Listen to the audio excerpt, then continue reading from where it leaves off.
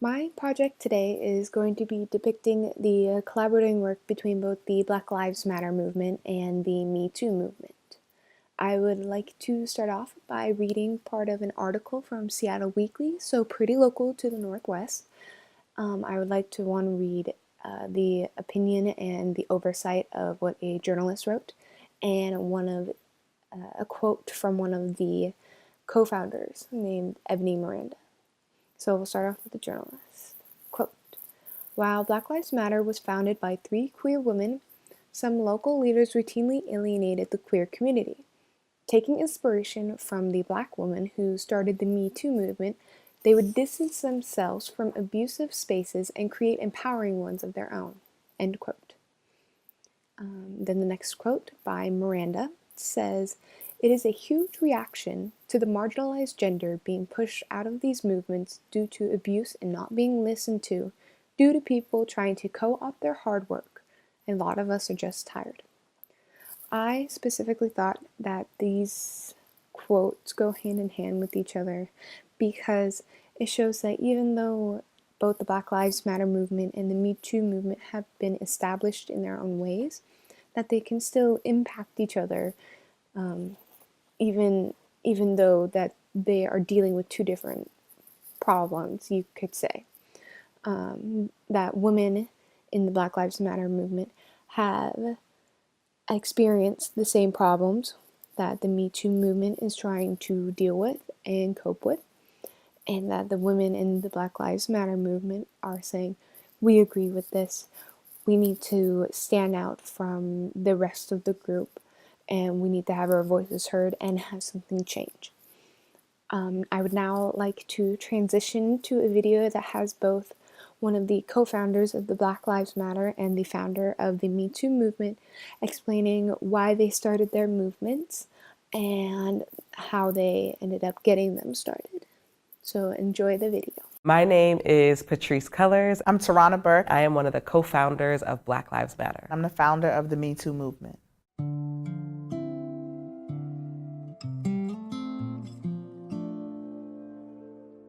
Living in a small city, looking every day in the faces of these Black and brown girls that we were working with, seeing the trauma that they were holding, and feeling like I don't have a way to help, I don't have resources. For me, a turning point was going to the local rape crisis center in Selma and having this white woman come to the door, not let me in, and say to me, how can I help you?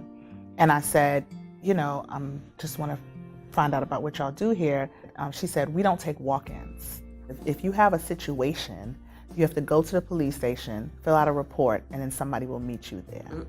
In that moment, I'm like, these children need a thing, and nobody's trying to provide it, not in our community or outside of our community. And so that was the spark. The acquittal of George Zimmerman and the just clarity that I received in that moment.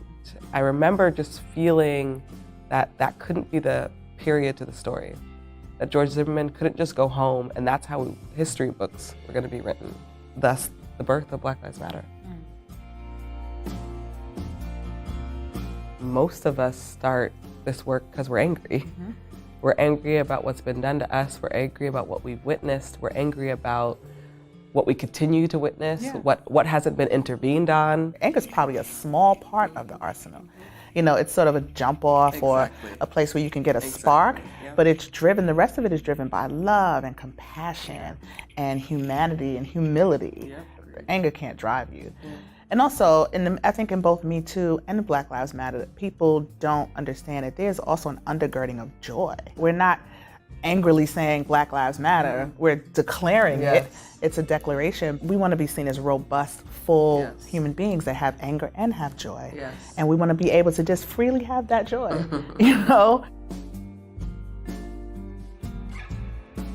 The first thing we did is we actually called our own folks, organizations and community members, and said, what do you think about this? And obviously a lot of Black folks were like, finally. Finally we're saying Black. Yes, explicitly. Exactly, and unapologetically, and not just saying people of color. Obama's the president now. White folks thought that racism was over. And Black Lives Matter came in to have another conversation. Say, actually, racism is not at all over. Exactly. And we get to deal with it. We have to deal with it, and we have to take it to the streets. I actually don't really like to use that word because I don't feel like I'm inspiring anybody to do anything. I feel like I'm trying to lead with example. Oh my goodness, I totally agree with that. I think the idea of someone coming in and inspiring people to do something is kind of like an old model, right? It's like someone comes in who knows better and they share what they know and then you go off. But I argue that we already know. Our communities know very well what we need. Yeah. And so really I'm just trying to be a model for what's possible. I think we can't be the ones to declare that we're inspiring somebody. If somebody happens to be inspired by what they see, then that's for them to decide and to declare on their own. But I think that, yeah, we have to be living examples. I think some people think, especially when you get to sort of a level of visibility, that this is the easy work. Oh God, yeah. This is exhausting. Is time away from our families, time away from ourselves. Yeah. We are, in a lot of ways, really almost like elected officials sometimes, where we are being asked to do things for people. Yeah. And I either have to be me or I have to be what other people dictate me to be, and we can't live like that. No, and we shouldn't, because that goes back to the piece around inspiring. Exactly. It's not modeling. I don't want to model that. No, I don't want to live double lives. I think publicly declaring that mistakes are a part of how we grow and how we heal is absolutely necessary.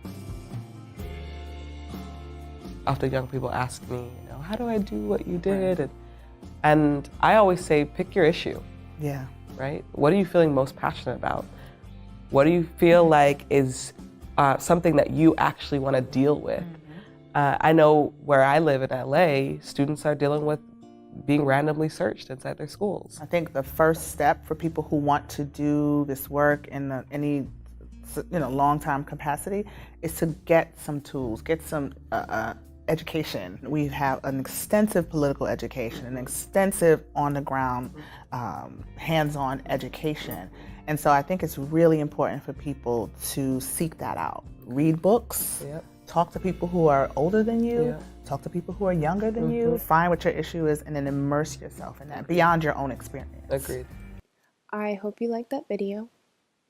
I know for a fact that when I first watched the video, I thought that it was a great thing that I was able to see that the founder of the Me Too movement was also an African American woman.